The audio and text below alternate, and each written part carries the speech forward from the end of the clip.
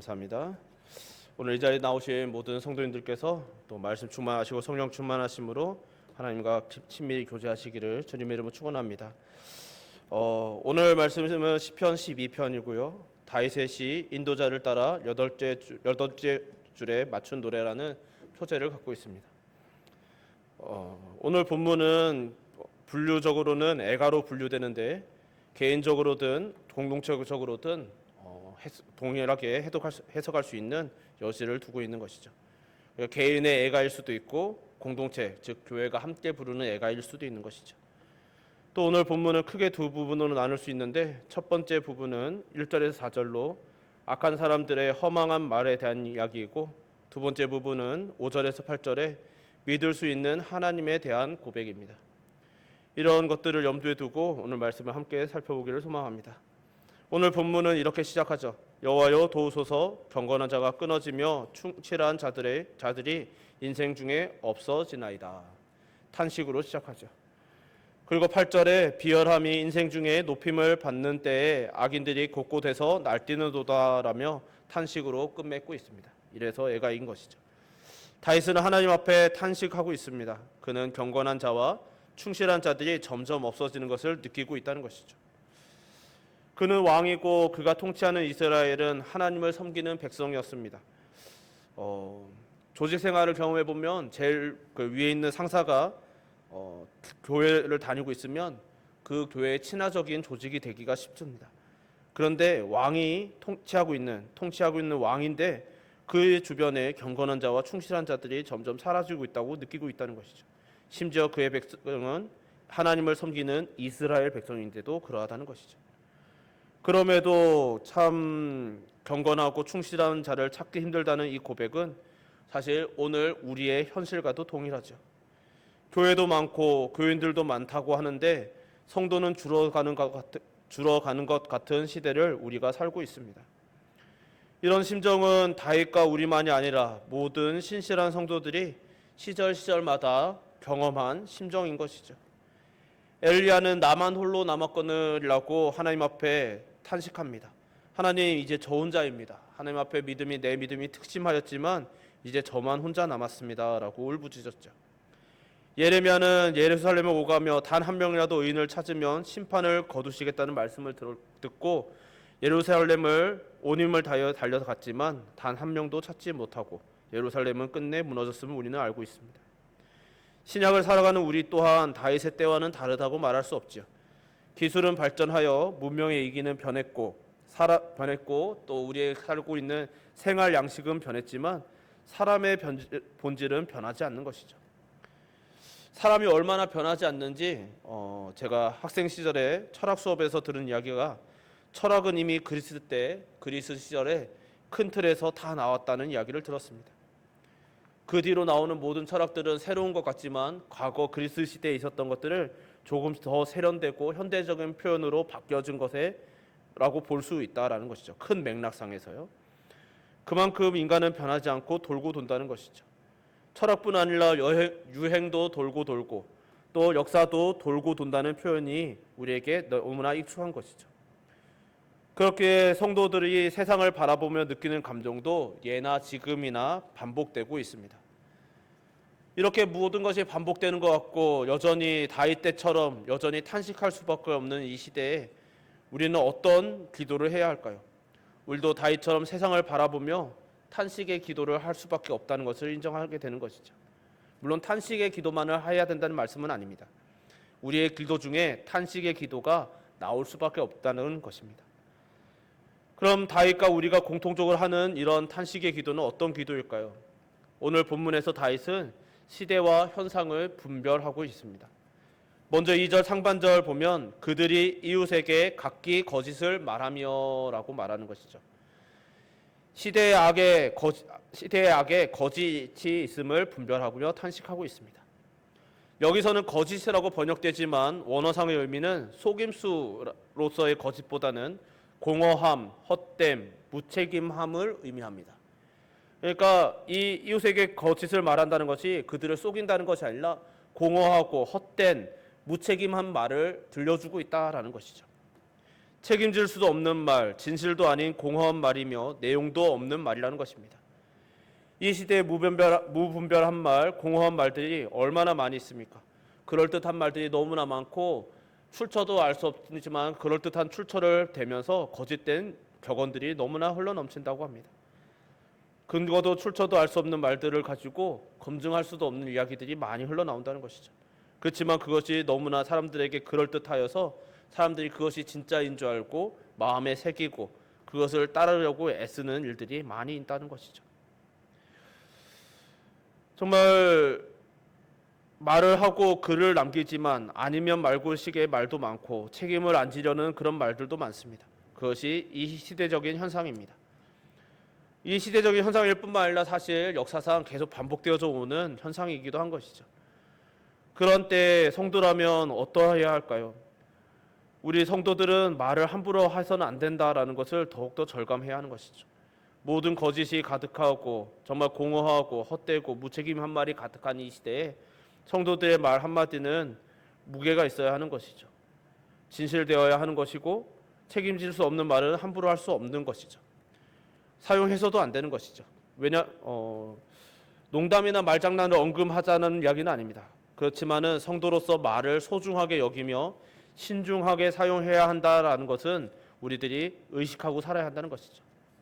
예를 들어 말로 장난을 친다 하더라도 서로 농담을 한다 할지라도 그 농담이 굳이 남을 비교하거나 비하하고 혹은 깎아내리는 듯한 농담은 안 해야 하는 것이죠.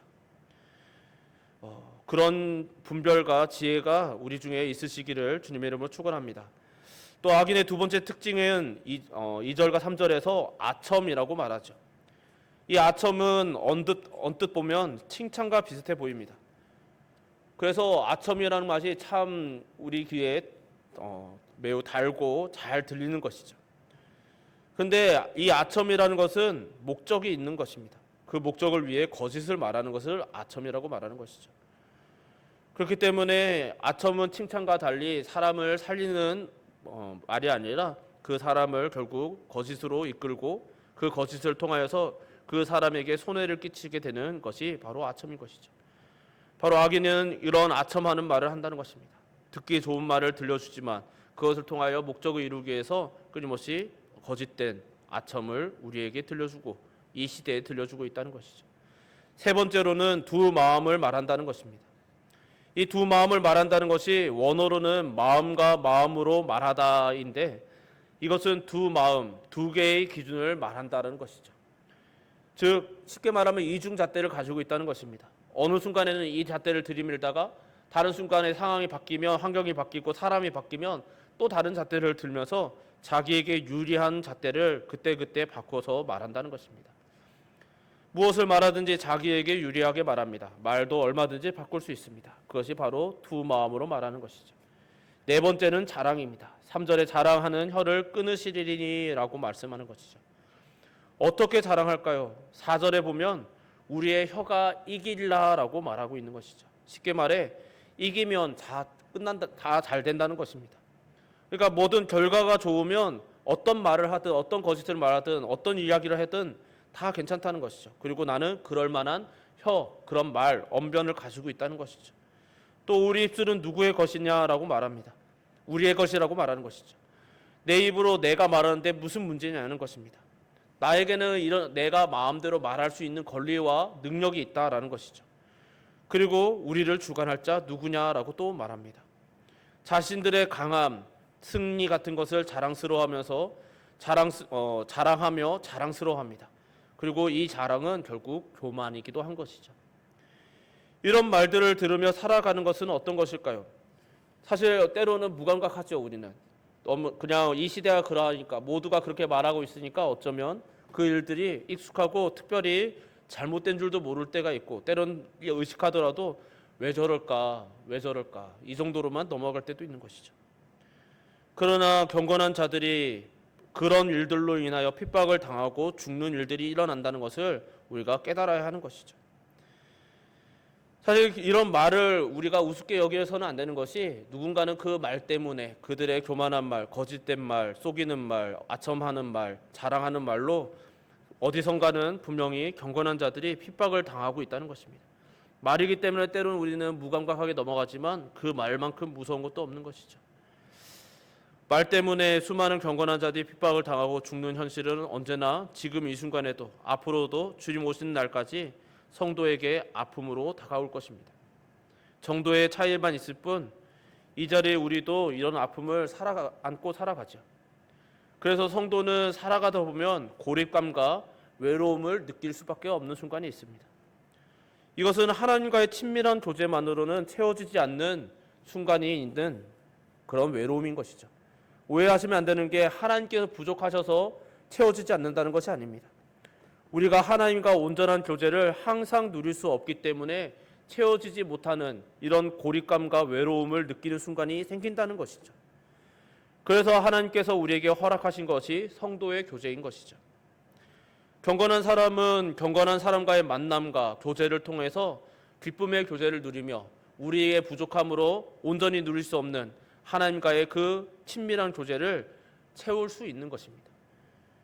하나님께서 교회라는 공동체를 허락하시고 또 그 안에서 성도의 교제를 만드신 것은 그저 우리로 하여금 무리를 만들고 세력을 만들고 이러라는 것이 아니라 이렇게 해야만 이 땅에서 부족한 우리들이 하나님과의 친밀한 교제를 온전히 누릴 수 없고 예배조차도 온전한 예배를 항상 유지하고 누릴 수 없는 우리들이 이 성도의 교제를 통하여 우리가 미처 누리지 못하는 하나님과의 친밀한 교제를 성도의 교제를 통하여 경건한 사람들과의 만남을 통하여 채울 수 있기 때문인 것이죠.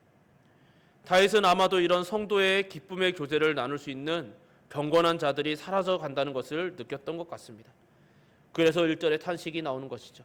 여호와여 도우소서, 경건한 자가 끊어지며 충실한 자들이 인생 중에 없어지나이다. 충성스러운 사람이 참 적습니다. 가슴으로 그리스도 안에서 하나님께서 우리에게 행하신 일들을 나눌 수 있는 경건한 사람을 만나기도 참 어렵습니다. 어떤 고난을 당하더라도 말씀대로 살아야겠다고 결심하는 교인들도 희귀합니다. 이것은 참된 성도들에게는 큰 슬픔이 되고 또 외로움이 되는 것이죠. 그런데 이런 삶의 환경은 성도로 하여금 어떤 마음과 태도를 가지게 될까요? 바로 탄식하게 하는 것이고 그 탄식이 기도가 되는 것이죠. 우리 예배가 공적으로나 사적으로나 혹시 외롭습니까? 경건한 자가 죽거나 떠나거나 사라져갑니까?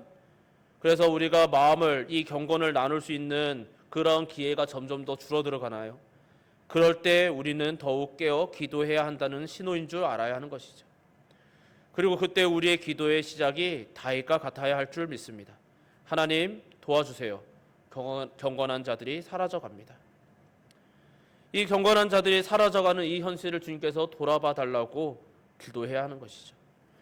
오늘 시편 12편의 다윗의 기도가 바로 이런 시대를 분별함으로 나오는 탄식이 담긴 기도인 것입니다.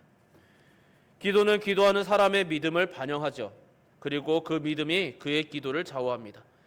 그래서 기도를 할 때 기도하는 사람들은 나의 기도의 전제들을 점검해야 하는 것이죠.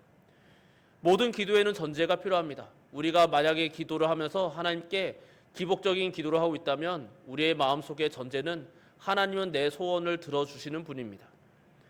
만약에 하나님께서 내 병을 치유해 주시기를 기도하고 있다면 내 마음속에 하나님은 치유하시는 하나님이신 것이죠.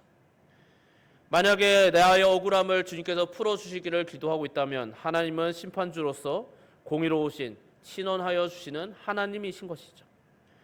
즉 모든 기도에는 전제가 담겨 있습니다. 그렇기 때문에 이 전제는 매우 중요한 것이죠. 내가 어떤 하나님을 믿는가의 결과이기 때문입니다. 예를 들면 시편 23편에서는 다윗은 너무나 유명한 찬양을 하죠. 여호와는 나의 목자시니.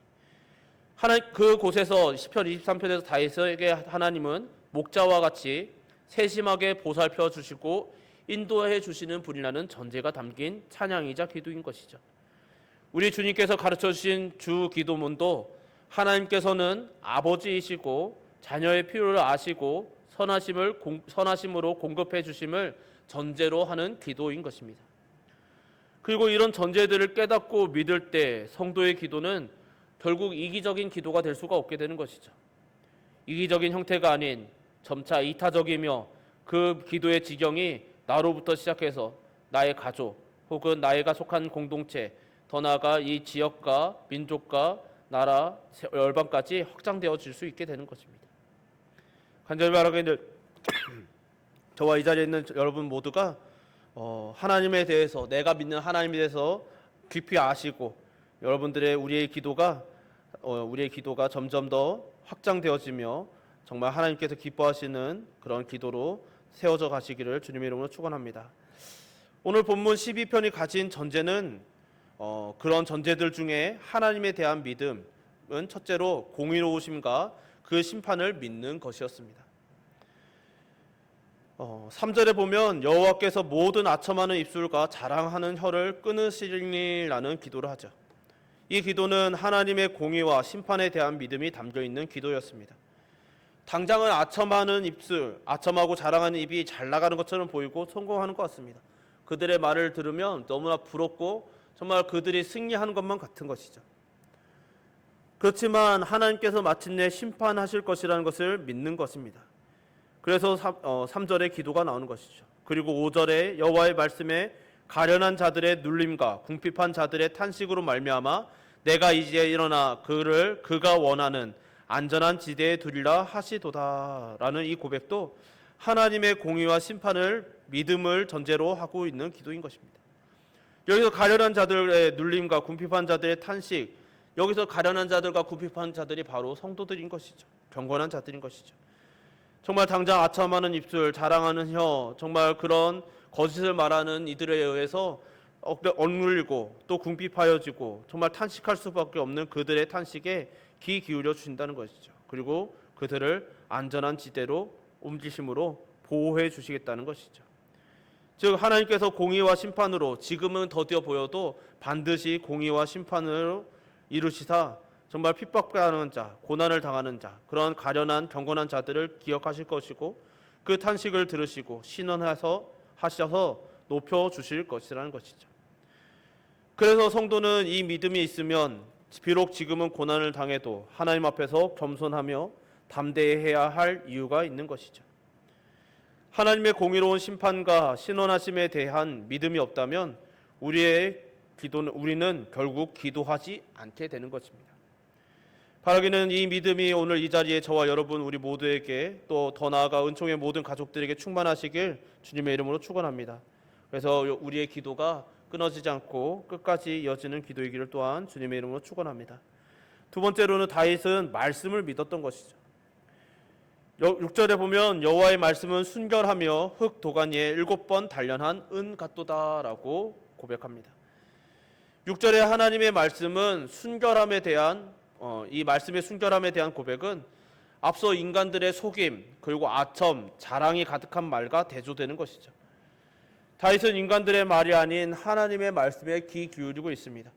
이 세상에서 아첨하는 자들의 소리, 거짓된 소리, 속이는 소리, 즉 그들의 자랑, 이런 가득한 이런 소리들이 아니라 그 소리 너머에서 여전히 말씀하고 계시는 순결한 하나님의 말씀에 귀 기울이고 있다는 것이죠. 그러면서 하나님의 말씀은 7번 단련한 은처럼 순결하며 귀하고 확실하다고 고백하는 것입니다. 그래서 말씀을 믿음으로 의지하며 기도할 수 있게 되는 것이죠. 세 번째로 다윗의 기도의 전제는 하나님께서 자기 백성을 돌보시고 지켜주신다는 것이었습니다. 7절에 여호와여 그들을 지키사 이 세대로부터 영원까지 보존하시리라 라고 고백합니다. 이 고백은 사실 다윗의 겸손이기도 하죠. 인간으로서 다윗은 탁월한 능력을 가진 사람이었습니다. 다윗의 겸손 때문에 그리고 그가 당한 여러 시련과 고난, 때로는 도망치는 일들, 그런 일들 때문에 때론 다윗은 매우 연약해 보이고 부족해 보이지만 사실 인간적으로 다윗은 매우 탁월한 능력을 가진 사람이었습니다. 여러 가지 면에서 탁월했지만 특별히 그의 전투적인 능력은 매우 강한 사람이었던 것이죠.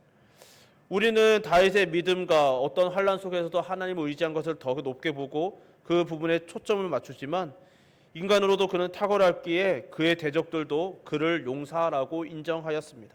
그리고 경계하였던 것이죠. 그러나 다윗은 자신이 지키겠다고 자신이 가진 그 능력을 의지하지 않는 것이죠. 하나님께서 나에게 주신 능력, 이 능력으로 내가 지키겠습니다. 행하겠습니다. 정말 이 모든 것들을 해낼 것입니다. 라고 다짐하고 있지 않은 것이죠. 하나님께서 지켜주시는 분이심을 믿기에 하나님께서 지켜주시기를 기도하는 것입니다. 당장 나에게 칼을 들 힘이 있고 그를 칼을 들고 싸워서 이길 능력이 있다 할지라도 그것을 의지하는 것이 아니라 하나님께서 지켜주시기를 기다리고 또 기도하고 있다는 것이죠. 이토록 믿음이 있고 경건한 다윗의 기도에도 불구하고 현실은 녹록하지 않습니다.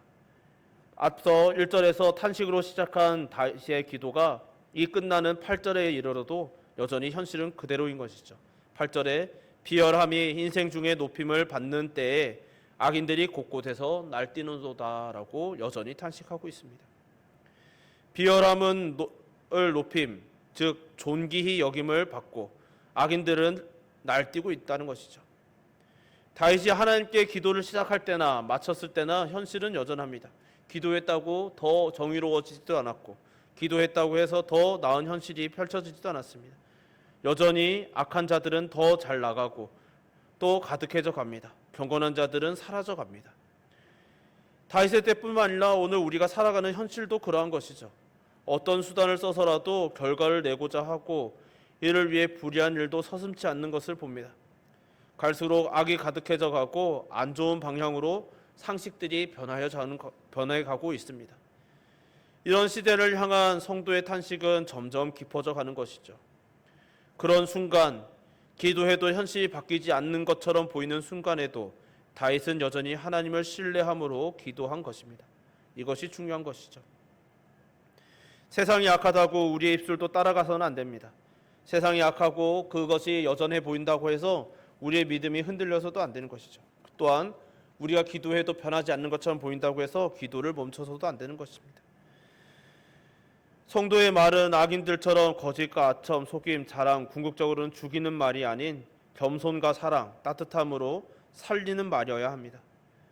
또한 성도의 관계도 결국 말로 채워져 가는 것이기 때문에 성도의 교제 또한 그런 따뜻함으로 채워져 가야 하는 것이죠.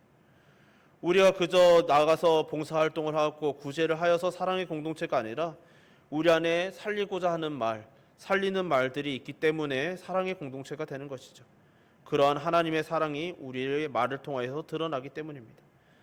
그리고 그런데 이 말의 변화는 또 우리의 삶의 변화는 우리 공동체가 살리는 공동체가 되는 이런 변화는 결국 하나님과의 대화, 즉 기도에서 시작되는 것입니다. 그렇기 때문에 우리는 오늘 말씀을 기억하면서 다윗이 그러했듯이 힘든 현실과 또 여러 가지 사정들을 볼 때 그로 인하여서 우리의 마음에 탄식이 나올지라도 우리의 모든 기도는 하나님과의 관계 속에서 하나님을 향한 신뢰와 또 하나님을 의지하는 그런 말들로 채워져야 하는 것이고 그런 바른 고백으로 채워져야 하는 것이고 그런 기도를 통하여서 우리 성도들 간의 언어의 교제도 결국 하나님과의 교제 속에서 따뜻한 말들로 채워져야 하는 것입니다. 간절히 바라기는 오늘 이 자리에 있는 저와 여러분 우리 모두가 하나님을 바르게 믿고 그 하나님을 신뢰함으로 기도하심으로 이 시대에 우리의 언어를 분별하며 바른 말로 채워가시는 저와 여러분 되시기를 주님의 이름으로 축원합니다.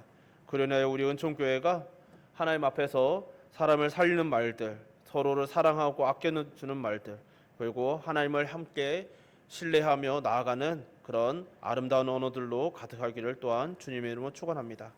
우리 이 시간 찬양 한 곡 부르고 같이 기도했으면 좋겠어요. 세상이 당신을 모른다 하여도라는 찬양입니다. 우리 찬양 가사를 기억하면서 묵상하는 마음으로 우리 함께 찬양합시다.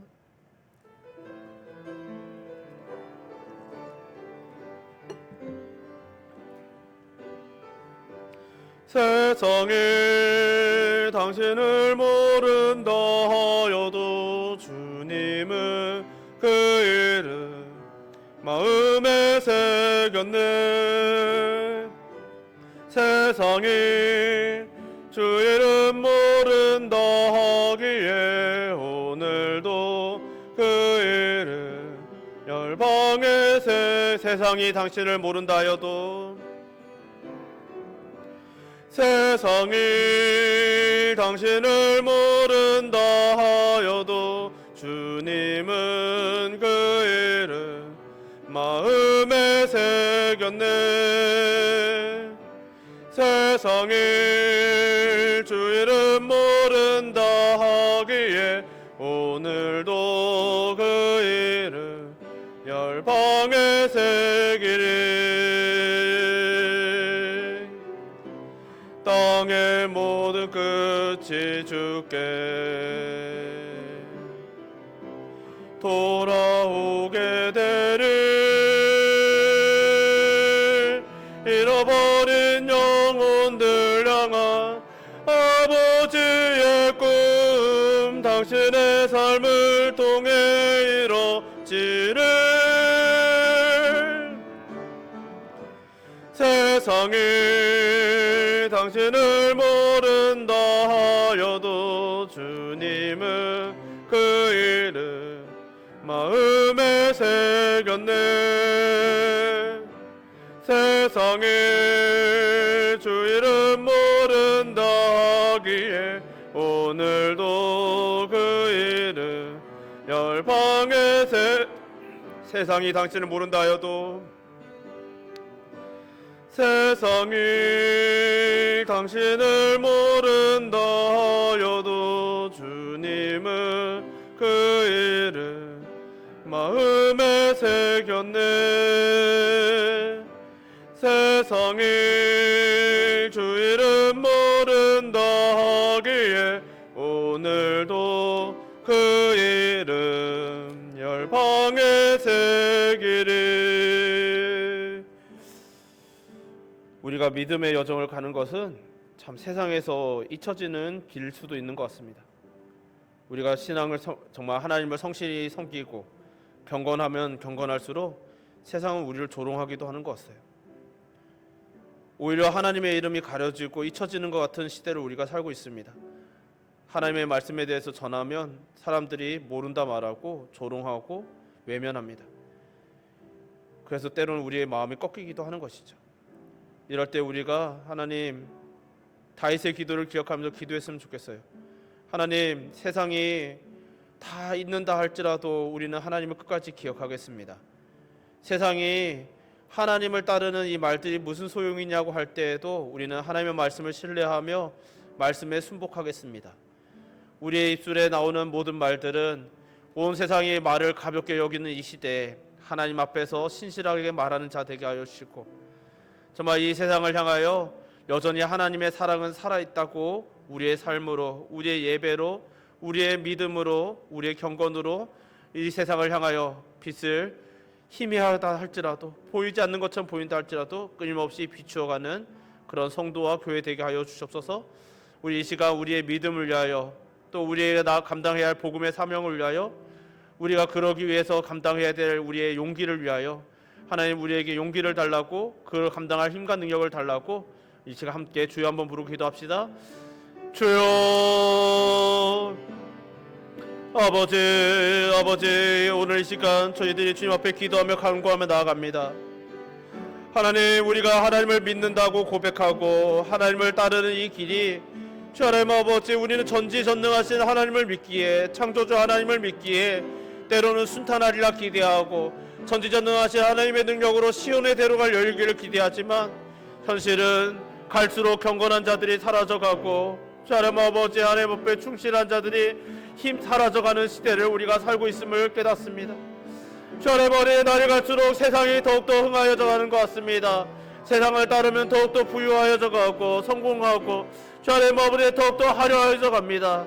주 하나님 아버지 더욱더 의지할 만한 주 하나님 아버지 과학이 선명해져 가는 것 같고, 이 세상의 인간의 문명들은 더욱더 힘을 얻어가는 것 같은 이때 주 하나님 아버지, 하나님의 말씀을 전하면 주여 그저 주 하나님 아버지 무속 정도로 취급당하고, 주 하나님 아버지 그냥 허황된 말, 거짓된 말, 하나님의 이름에 주 하나님 아버지 모욕을 당하는 일이 허다하며 모른다 말하며 조롱을 당하고 외면을 당합니다. 주 하나님 아버지, 이럴 때 주여 우리의 마음이 때로는 꺾여짐을 고백합니다. 그러하기에 하나님, 우리들이 꺾여진 채로 있기를 원치 않아야 해서 다윗의 기도를 기억하며 다윗이 오늘 12편에서 기도하였듯이 탄식하며 하나님께 기도할 때 주 하나님 아버지, 우리의 마음과 생각을 지켜주시옵소서. 하나님을 향한 우리의 신뢰가 깊어져 가게 하소서. 되새겨지게 하소서. 주 하나님을 깨달아가게 하소서.